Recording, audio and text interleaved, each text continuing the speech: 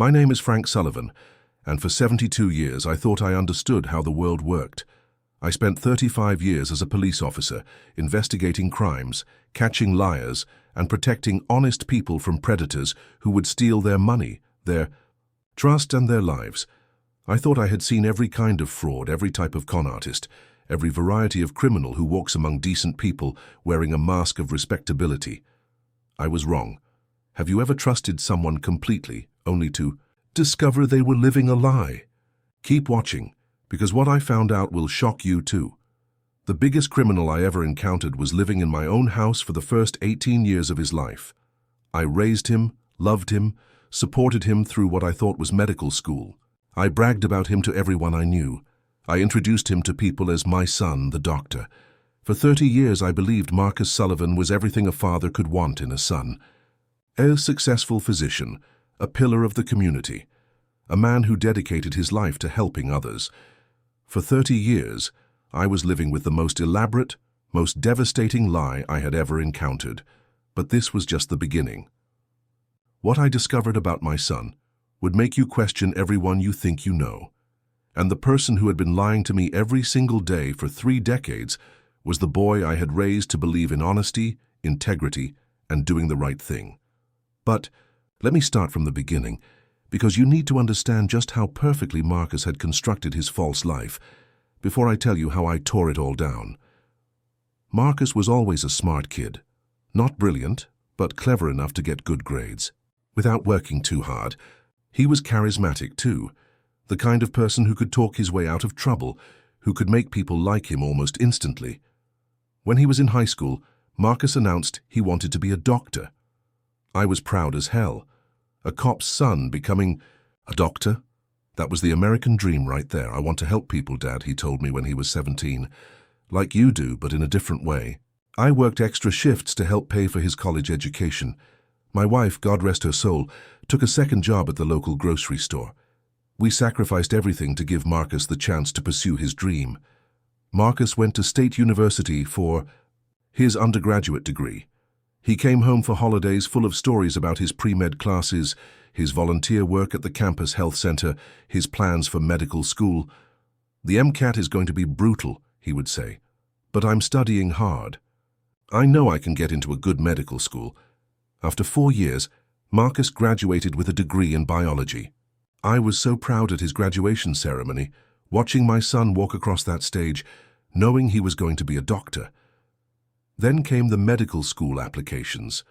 Marcus applied to a dozen schools, including some prestigious ones on the East Coast. He talked constantly about his interviews, his anxiety about getting accepted, his backup plans if he didn't get in anywhere. The competition is incredible, Dad, he would say. There are so many qualified applicants for every spot. When the acceptance letters started coming in, Marcus would disappear to check the mail every day. He seemed stressed, worried about his future. Then one day in April, Marcus burst through the front door with a huge smile on his face. "I got in," he shouted. "Jefferson Medical College accepted me." I had never been happier in my life. My son was going to be a doctor at one of the best medical schools in Philadelphia. We celebrated that night like Marcus had won the lottery. In a way, he had. Medical school was expensive, but I knew doctors made good money. All our sacrifices would be worth it. That fall, Marcus moved to Philadelphia to start medical school. He would call home every week with updates about his classes, his anatomy labs, his clinical rotations. "It's incredibly difficult," he would tell us. "The amount of information they expect us to memorize is insane, but I'm hanging in there." During his first year, we visited him once in Philadelphia. Marcus showed us around the campus, introduced us to some of his classmates, and took us to dinner at a restaurant near the medical school. "I'm so proud of you, son," I told him that night. "You're going to be an amazing doctor." "Thanks, Dad. Your support means everything to me." Medical school was supposed to take 4 years. Marcus kept us updated on his progress, always sounding appropriately stressed and overwhelmed by the workload. "Third year is when we start seeing real patients," he told us during one phone call. "It's scary but exciting. This is what I've been working toward." "Just remember, son," I said, "you're going to hold people's lives in your hands. That's a huge responsibility." "I know, Dad. I take it very seriously. When Marcus graduated from medical school, we drove to Philadelphia for the ceremony. It was one of the proudest days of my life, watching my son receive his medical degree, knowing he was about to begin his residency and start his career as a doctor. Dr. Marcus Sullivan. It had a nice ring to it. Marcus got accepted into a family medicine residency back in our home state of Pennsylvania, in a small city about 3 hours away from where my wife and I lived. He said he wanted to practice small-town medicine to really make a difference in people's lives. "I don't need to be in a big city," he told us. "I want to be the kind of doctor who knows his patients personally, who they can trust completely." During his residency, Marcus met Jennifer, a nurse at the hospital where he was training. She was a sweet girl from a good family, and it was clear she adored Marcus. "He's going to be such a wonderful doctor," Jennifer told me the first time I met her. "The patients already love him. He has such a good bedside manner." Marcus and Jennifer got married during his final year of residency. It was a beautiful wedding, and I was so happy to see my son settling down with a woman who supported his career and shared his values. After completing his residency, Marcus opened his own family practice in Millbrook, a small town of about 8,000 people. It was exactly the kind of place where a young doctor could build a practice and become an important part of the community. "This is perfect," Marcus said when he showed me his new office. "Small enough that I can really get to know my patients, but big enough to keep me busy." Within a few years, Dr. Marcus Sullivan had become one of the most respected physicians in Millbrook.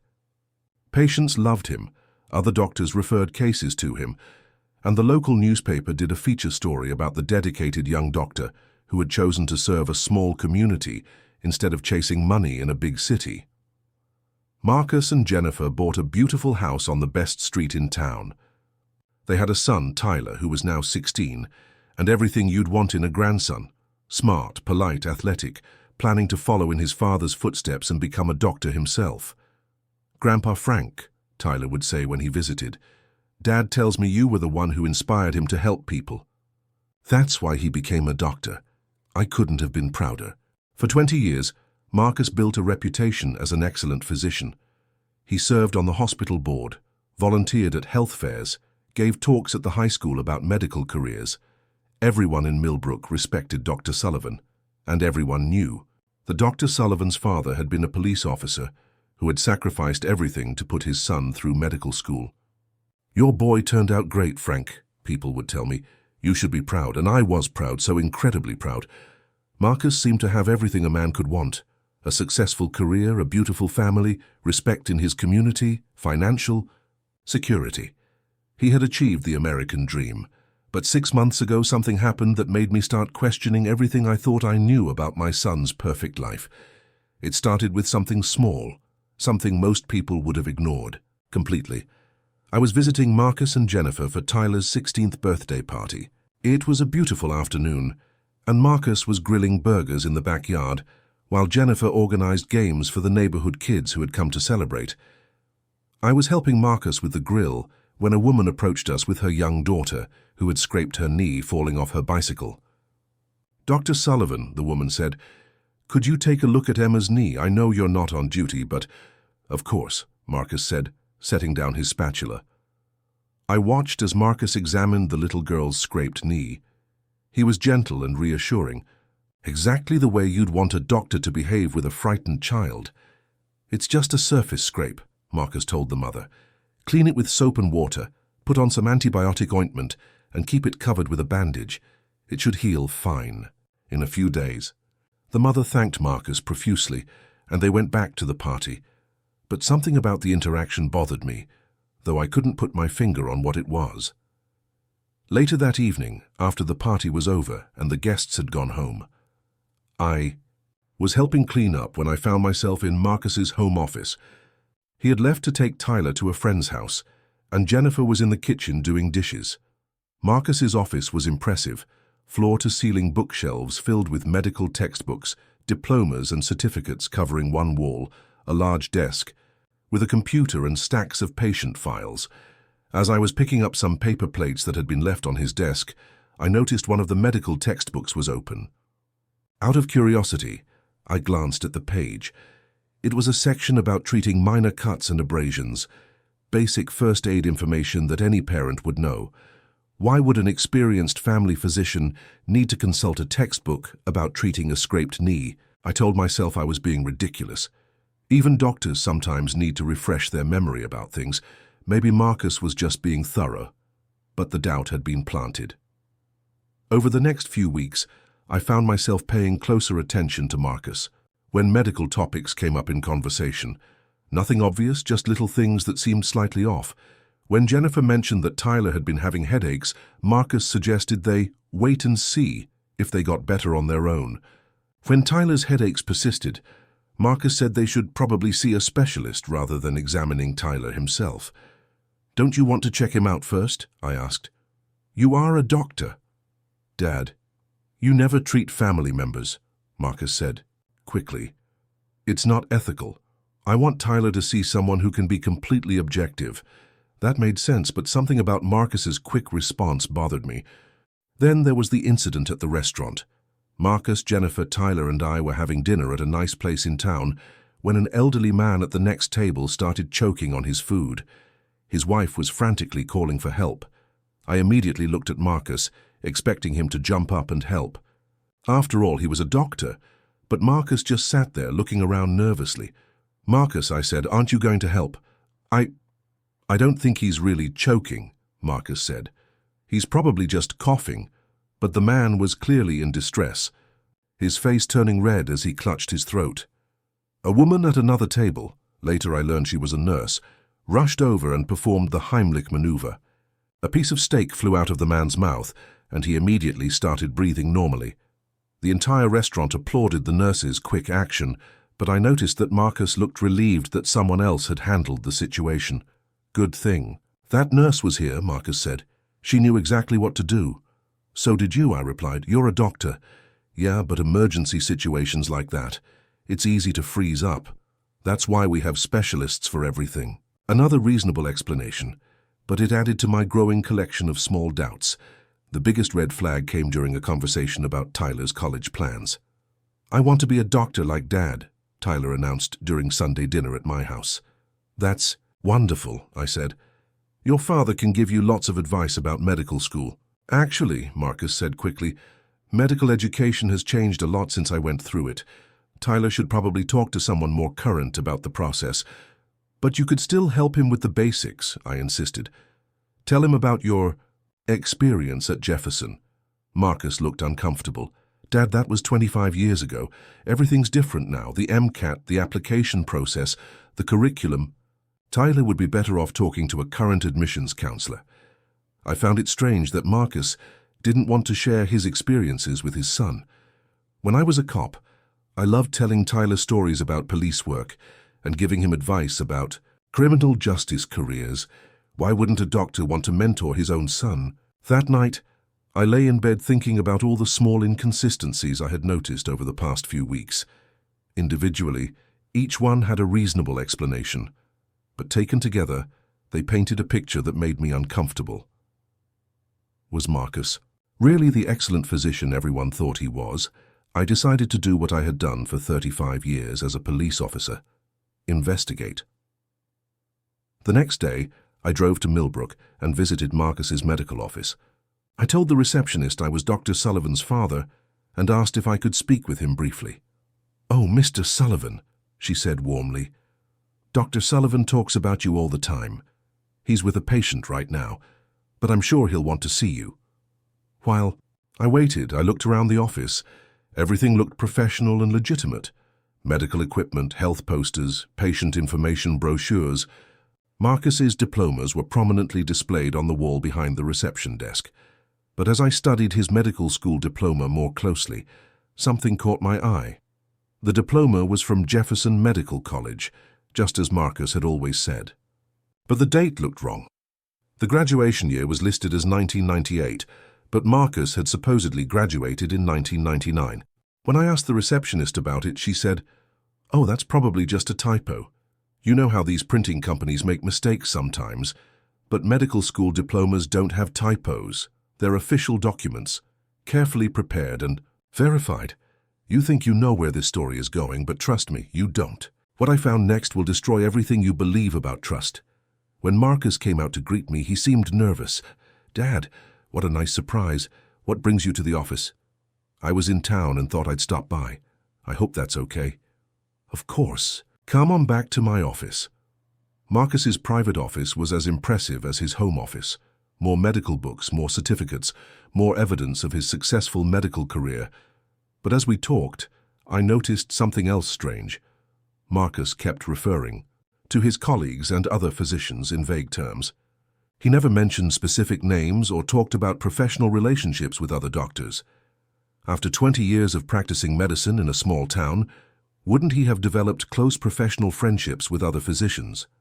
Marcus, I said casually, do you ever miss working with the doctors you trained with during your residency?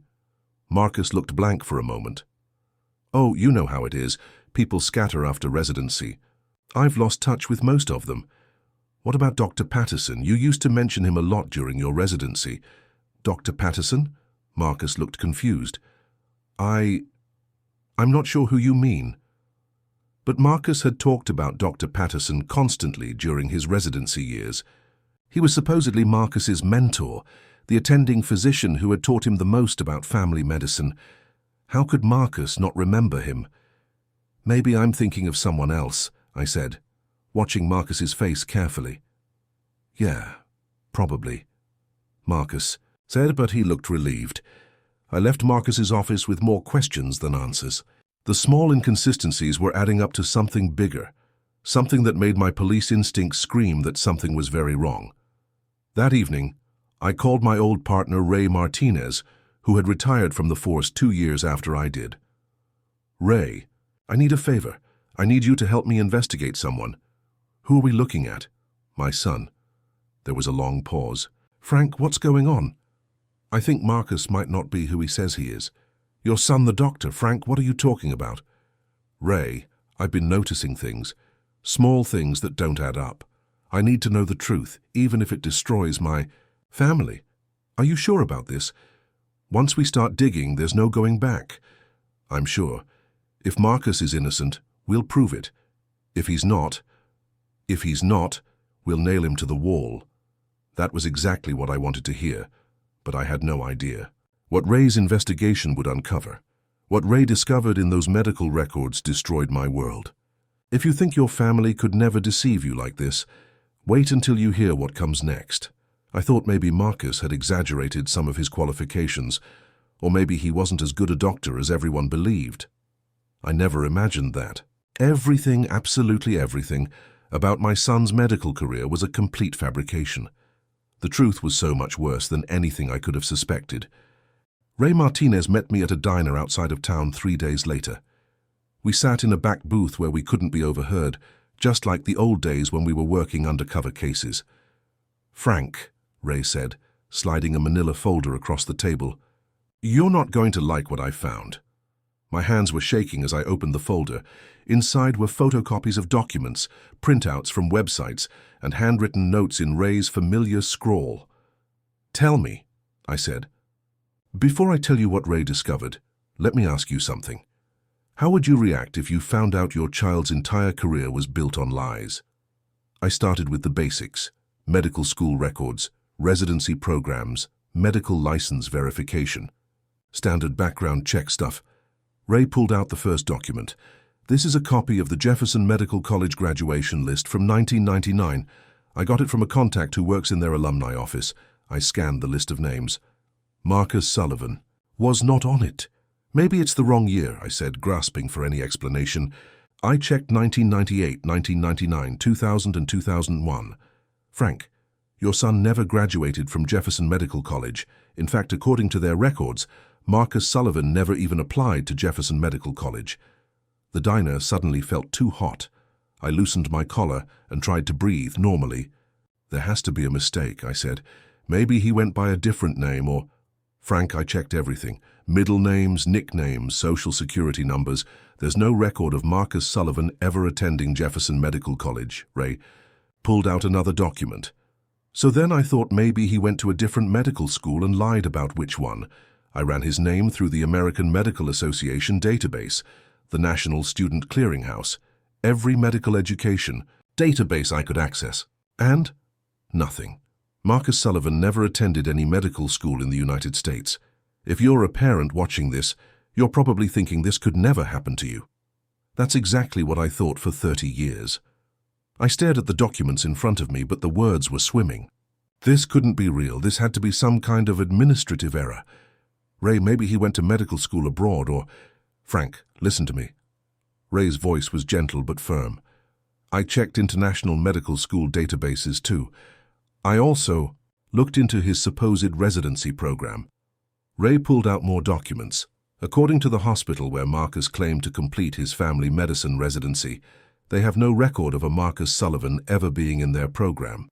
I spoke directly to the residency coordinator. She's been there for 30 years. She has never heard of your son. The room was spinning. I gripped the edge of the table to steady myself. How is that possible? I visited him during his residency. I met his colleagues. Frank, I need you to think carefully. When you visited Marcus during medical school and residency, did you ever actually see him in class or working in the hospital, or did you just meet him at restaurants and tourist areas? I thought back to those visits. Ray was right. Marcus had always met us away from the medical school, always had excuses for why we couldn't visit him at the hospital. He said medical students weren't allowed to have visitors during classes, I remembered, and during residency, he said the hospital had strict policies about family members in patient areas. Convenient excuses, Ray said grimly. But his diploma. I saw his medical school diploma. It's hanging in his office right now. Frank, you can buy fake diplomas online for $50. Professional-looking ones that would fool anyone who wasn't specifically looking for fraud. Have you ever been so proud of someone that you missed obvious red flags? You're not alone. Keep watching to see how deep this deception really went. Ray pulled out his phone and showed me a website. Look at this. You can order a diploma from any medical school with any name, any graduation date. They even make fake transcripts, fake certificates, fake anything you want. I stared at the website in horror. It was like a criminal's one-stop shop for creating false credentials. But Ray, Marcus has been practicing medicine for 20 years. How could he fake that? Patients would die if he didn't know what he was doing. That's what I looked into next, Ray said, pulling out another section of the file. I did some digging into Marcus's medical practice. Frank, your son is very careful about what kind of medicine he practices. Ray showed me a list he had compiled. Marcus only sees patients with minor conditions, cold symptoms, routine physicals, minor injuries, prescription renewals for chronic conditions. Anything serious gets referred to specialists immediately. I thought about what I had observed. Marcus referring Tyler to a specialist for headaches. Marcus suggesting the scraped knee was just a surface scrape. Marcus's quick referrals for anything complicated. He's basically running a glorified first aid clinic, Ray continued. He treats things that would heal on their own anyway, and anything that requires real medical knowledge gets sent somewhere else. But people trust him. The whole town thinks he's a great doctor, because he's never actually tried to practice real medicine. Think about it, Frank. If someone comes in with chest pains, what does Marcus do? I thought about it. He probably sends them to the emergency room. Exactly. And everyone thinks he's being cautious and thorough. If someone has persistent symptoms, what does he do? Refers them to a specialist. Right. And people think he's being responsible by knowing his limitations. Marcus has built his entire fake practice around appearing competent while never actually doing anything that requires medical knowledge. Ray showed me more documents. I also looked into his medical license. Frank, Marcus does have a valid medical license in Pennsylvania. For a moment I felt relief. Maybe there was an explanation for everything. But here's the problem, Ray continued. Pennsylvania issues medical licenses based on documentation provided by the applicant. If someone submits fake medical school transcripts and fake residency completion certificates, the state licensing board doesn't independently verify every detail. So his license is based on fraud. Exactly. And once you have a license, you're in the system. Other states will accept transfers based on your existing license. Medical boards assume other states have done their due diligence. I felt sick to my stomach. Ray, are you telling me that my son has been practicing medicine without any medical training for 20 years? That's exactly what I'm telling you. But how? How could he fool everyone for so long? Ray leaned forward. Frank, your son is very smart. He's learned to mimic medical terminology and behavior. He's probably studied basic medical reference books. He's surrounded himself with real medical professionals who unknowingly provide backup for anything serious. The nurses and physician assistants in his practice, they're doing most of the real medical assessment work. Marcus probably relies on them heavily and just signs off on their recommendations. I thought about Jennifer, Marcus's wife, who was a trained nurse. How many times had she probably guided Marcus through medical decisions without realizing he didn't have the training to make them himself? Ray, if this is true, we have to stop him. He could kill someone. I know. But Frank, we need more evidence before we can take action. Right now, everything I've found could potentially be explained as administrative errors or coincidences. What do you mean? Marcus could claim his medical school records were lost or damaged. He could say there were computer system errors that deleted his information. He could argue that his referral pattern is just good medical practice. Ray was right. As damning as the evidence appeared, a good lawyer could probably create reasonable doubt about some of it. What do we need to prove the case conclusively? We need to catch Marcus demonstrating that he doesn't have basic medical knowledge that any real doctor would have. We need to document him making medical decisions that prove he's unqualified. How do we do that? Ray smiled grimly. Frank, you spent 35 years catching criminals. You know how to set up a sting operation. Over the next hour, Ray and I planned the most important investigation of our careers. We were going to expose my own son as a fraud, and we were going to do it in a way that would protect the innocent people he had been deceiving. The plan was simple, but effective. I would visit Marcus's office as a patient, complaining of symptoms that any real doctor would recognize as potentially serious. Ray would be recording everything from the waiting room. If Marcus was a real doctor, he would properly evaluate my symptoms and either treat me appropriately or refer me for immediate care. If Marcus was a fraud, he would either misdiagnose me completely or make excuses to avoid making any real medical decisions. What symptoms are we going to use? I asked. Chest pain radiating to your left arm, shortness of breath and dizziness, classic heart attack warning signs that any first-year medical student would recognize. And if Marcus doesn't recognize them, then we'll have proof that he's not medically trained, and Frank will have it on video. 2 days later, I walked into Marcus's medical office at 2 p.m. When Ray had confirmed that Marcus would be seeing patients and the office would be busy enough that my visit wouldn't seem unusual. I told the receptionist I was having chest pain and needed to see Dr. Sullivan immediately. Oh my goodness, Mr. Sullivan, let me get the doctor right away.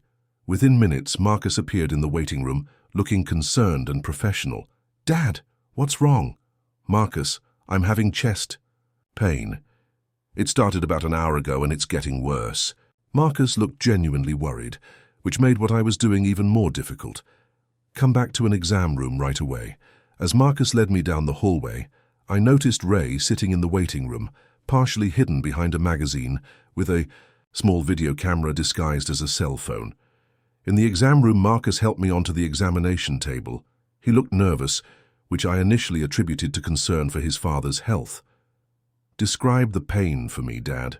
It's a tight feeling in my chest, like someone's squeezing, and my left arm is tingling. I watched Marcus's face carefully.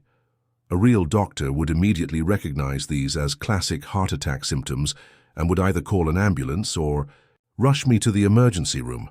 Marcus looked confused and uncertain. Let me listen to your heart, he said, reaching for a stethoscope.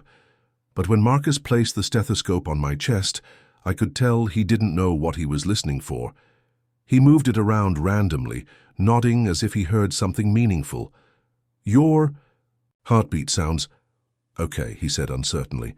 Any real doctor would know that heart attack victims can have normal heart sounds, especially in the early stages. The symptoms I was describing required immediate intervention, not a casual stethoscope check. Marcus, what do you think is wrong? Well, it could be, maybe indigestion or stress. Have you been under a lot of stress lately? I couldn't believe what I was hearing. My son was suggesting that classic heart attack symptoms might be indigestion. I think I need to lie down, I said. I'm feeling dizzy. Marcus looked panicked. Maybe you should... Let me call Jennifer. She'll know what to do. He was going to call his wife, the nurse, because he didn't know what to do with a potential heart attack patient. Marcus, don't you think we should call an ambulance? These could be heart attack symptoms. Oh, right. Yes, that's probably a good idea. Should I call 911? He was asking me whether he should call 911 for a potential heart attack. A real doctor would have called the ambulance before I even finished describing my symptoms. I think I'm feeling a little better, I said, not wanting to waste emergency medical resources on my fake symptoms. Maybe it was just indigestion after all. Marcus looked relieved. Okay, good, but you should probably follow up with, maybe you should see a cardiologist just to be safe. Which cardiologist would you recommend? Well, there are several good ones. I'd have to look up their names and get back to you. After 20 years of practicing medicine in a small town, Marcus didn't know the names of any local cardiologists. I left the office feeling sick to my stomach for entirely different reasons than the fake symptoms I had described. That evening, Ray and I met again to review the video evidence. Frank, this is devastating. Marcus demonstrated complete ignorance of basic emergency medicine. Any real doctor would have recognized your symptoms immediately. I know. I could see it in his face. He had no idea what he was looking at. But there's more, Ray said grimly. While you were in the exam room, I overheard some conversations in the waiting room.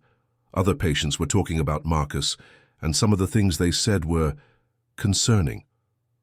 What kind of things? A woman mentioned that Dr. Sullivan had told her that her persistent cough was probably allergies and to take over-the-counter antihistamines. She said she finally went to a specialist who immediately diagnosed pneumonia and put her on antibiotics. Ray showed me his notes. Another patient said Dr. Sullivan had missed an obvious skin cancer diagnosis.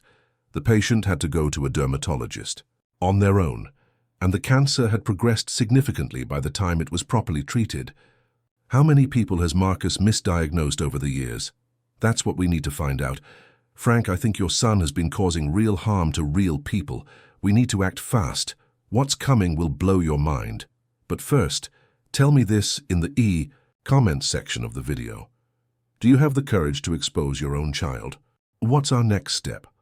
We report everything to the state medical board, the district attorney, and the FBI. Medical fraud is a federal crime, especially when it involves Medicare and insurance fraud. I sat in Ray's car outside the diner, holding the evidence that would destroy my son's life, and tried to process what I had learned. Marcus had been living a lie for 30 years. He had never attended medical school, never completed a residency, never received legitimate medical training of any kind. For 20 years, he had been practicing medicine based on fake credentials and whatever basic medical knowledge he had taught, himself from textbooks and online resources. He had misdiagnosed patients, failed to recognize serious conditions, and put countless lives at risk through his medical incompetence. And he had done it all while accepting my love, my support, and my pride in his supposed accomplishments. Ray, I said finally, I want to confront Marcus before we file the reports. I want to hear him admit what he's done. Frank, that's not a good idea. He could destroy evidence, flee the jurisdiction, or even hurt himself if he's cornered. I don't care. This man destroyed everything I believed about honor, integrity, and family. Before the law takes him down, I want to look him in the eye and hear the truth. If you're determined to do this, we do it my way. We're going to wire you, and I'm going to be close enough to intervene if things go bad.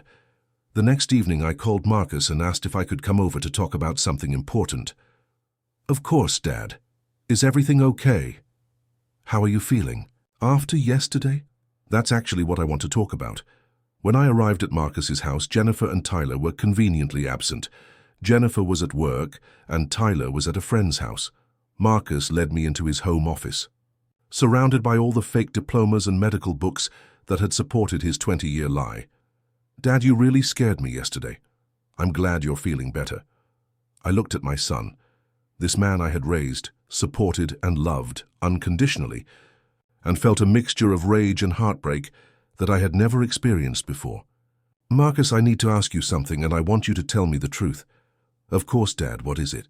Did you ever actually go to medical school? The color drained from Marcus's face. For a moment, he looked like the scared little boy who used to come to me when he was in trouble. Then he tried to smile. Dad, what kind of question is that? Of course I went to medical school. You know that. Marcus, I know you didn't go to Jefferson Medical College. I know you never completed a residency. I know your medical license is based on fraudulent documents. Marcus stared at me in silence for a long moment. Then, slowly, his mask began to slip. How do you know? He asked quietly. Those 4 words confirmed my worst nightmare. But Marcus's full confession was even more devastating than I imagined. And with those 4 words, Marcus confirmed that everything I had discovered was true. My son was a fraud. Everything I had believed about him for 30 years was a lie. But the confession was just the beginning. What Marcus told me next would reveal that his fraud was even more extensive and more dangerous than I had imagined. Marcus collapsed into his desk chair, his hands shaking as he stared at the floor. The confident, respected Dr. Marcus Sullivan had disappeared, replaced by a frightened man who looked much older than his 45 years. Dad, I can explain, he said, but his voice was barely a whisper. Then explain, I said, my voice harder than it had ever been with my son. Explain how you've been practicing medicine for 20 years without ever going to medical school. Marcus was quiet for so long I thought he might not answer.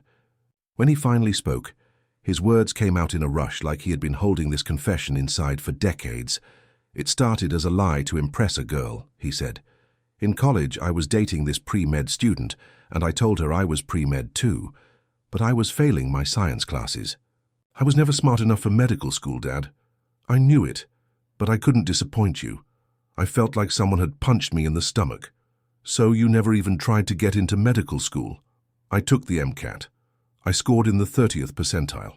No medical school would have accepted me, but I had already told you I was applying, so I had to keep up the lie. Marcus, you could have told me the truth. I would have supported you in whatever career you chose. No, Dad, you wouldn't have.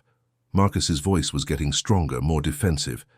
You were so proud when I said I wanted to be a doctor.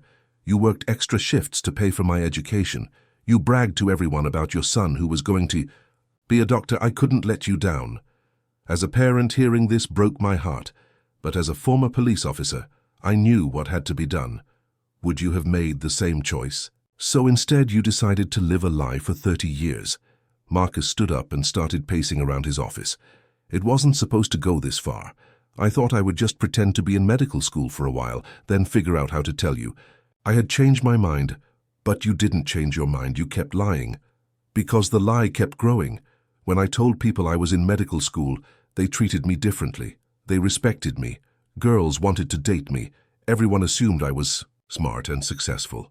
I looked around the office at all the fake diplomas, the medical books he had probably never really understood, the certificates that represented years of deception. How did you fake medical school? I moved to Philadelphia like I said I would, but instead of going to Jefferson, I got a job at a medical supply company. I learned medical terminology. I watched how real doctors behaved. I studied basic medical references. And we never suspected because we only visited you occasionally. Right. When you came to visit, I would meet you away from the campus. I told you I was too busy with studies to spend much time together. You believed me because you wanted to believe I was working hard. The manipulation was breathtaking. Marcus had used our love and pride against us, turned our respect for his supposed dedication into a weapon to maintain his lies. What about the graduation ceremony? We attended your graduation from medical school. Marcus laughed bitterly. Dad, I bought a cap and gown online. I told you to meet me after the ceremony because I was sitting with friends you didn't know. You waited outside while hundreds of graduates came out, and when you saw me in graduation attire, you assumed I had been inside. I remembered that day. We had been so proud, taking pictures of Marcus in his graduation robes, never questioning why we hadn't actually seen him graduate. The diploma? $50 online, same website where I got fake transcripts, fake letters of recommendation, fake everything. And medical residency? I moved to another city and told you I was starting my residency, but I actually got a job as a medical technician at a hospital. I learned more about medical procedures, watched real doctors work, built up my knowledge base. When we visited you during residency, same thing. I met you at restaurants, told you the hospital didn't allow family visitors in patient areas. You never questioned it because it sounded reasonable. For 4 years, Marcus had convinced us he was training to be a doctor while he was actually working as a medical technician. The sophistication of his deception was staggering. But Marcus, how could you start practicing medicine without real training? How did you get a medical license? By the time I finished my fake residency, I had learned enough medical terminology and procedures to sound convincing. I applied for a medical license using fake transcripts and fake residency certificates. The state licensing board doesn't independently verify every document. They assume the paperwork is legitimate. And when you started your practice? Marcus sat back down, looking exhausted. Dad, I never intended to hurt anyone. I was very careful about what cases I took. Simple things. Colds, minor injuries, routine physicals. Anything complicated, I referred to specialists immediately. But people trusted you to make medical decisions. I know, and most of the time my decisions were fine. For simple conditions, you don't need years of medical school. Basic first aid knowledge and common sense go a long way. The arrogance of... His statement made me furious. Marcus, you've been gambling with people's lives for 20 years. I saved lives too, Marcus shot back. I caught several cases of skin cancer early and referred them to dermatologists. I identified heart problems and sent people to cardiologists. I may not have formal training, but I'm not completely incompetent. Yesterday, when I came to your office with chest pain symptoms, you suggested it might be indigestion. Those were classic heart attack symptoms, Marcus. You could have killed me with that misdiagnosis. Marcus's face went pale. Dad, I was nervous because it was you. I wasn't thinking clearly. What about your other patients? How many of them have suffered because of your incompetence? I don't know, Marcus whispered. I tried to be careful. I always erred on the side of caution. Except when you didn't. Except when your lack of training caused you to miss serious conditions or misdiagnose illnesses. I pulled out a notebook where Ray and I had documented several cases of Marcus's questionable medical decisions. Mrs. Henderson, age 68. You told her that her persistent fatigue was normal for her age and suggested vitamins. She finally went to another doctor who diagnosed severe anemia requiring immediate treatment. Marcus looked sick. Mr. Rodriguez, age 45. You treated his chest pain with antacids for 6 months before he went to the emergency room and discovered he had significant heart disease requiring surgery. Dad, stop. Sarah Chen, age 29. You told her that her irregular periods were stress-related and suggested relaxation techniques. She went to a gynecologist who found ovarian cysts that required surgical removal. Marcus was crying now, but I wasn't finished. How many people, Marcus? How many patients trusted you with their health and received substandard care because you were practicing medicine without any qualifications? I don't know, he sobbed. I tried to help people. I really tried.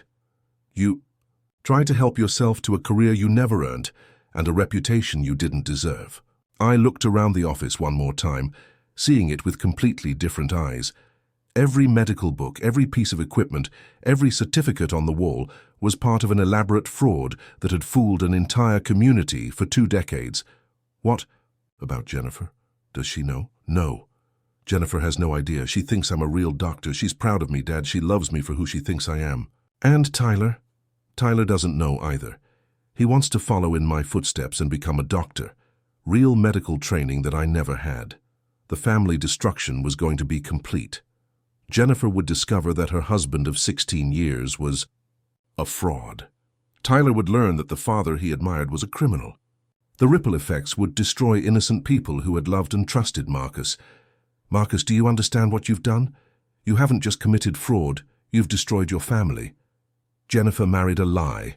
Tyler has been raised by a lie. I know, Marcus whispered. I know, and I hate myself for it. But Dad, I couldn't figure out how to stop. The lie was too big. Too many people believed in me. So you decided to keep lying forever?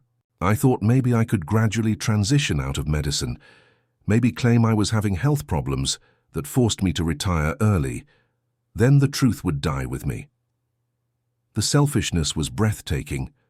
Marcus had planned to take his fraud to the grave, leaving behind a legacy of lies and potentially damaged patients who would never know their trusted doctor had been unqualified. Marcus, people could have died because of your incompetence. But they didn't. I was careful, Dad.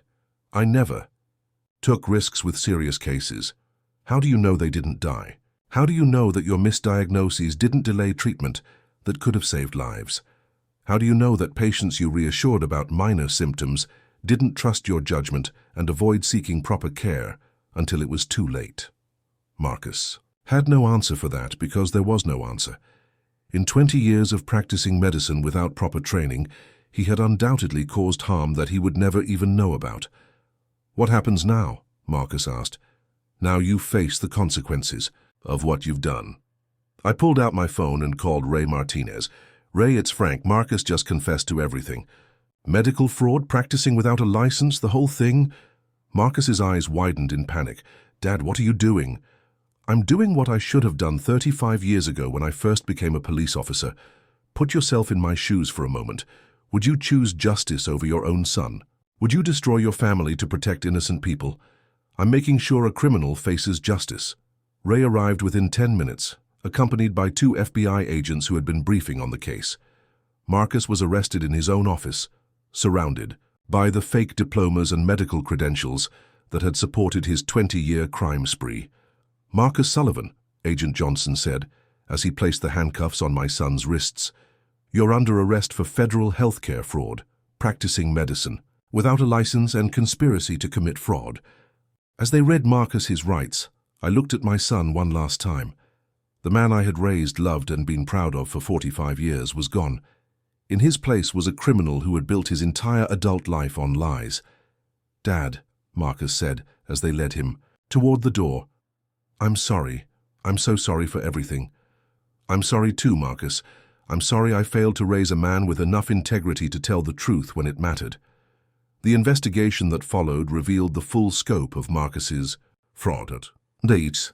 Over 20 years, he had filed thousands of fraudulent insurance claims, collected hundreds of thousands of dollars in Medicare payments, and provided substandard medical care to over 3,000 patients.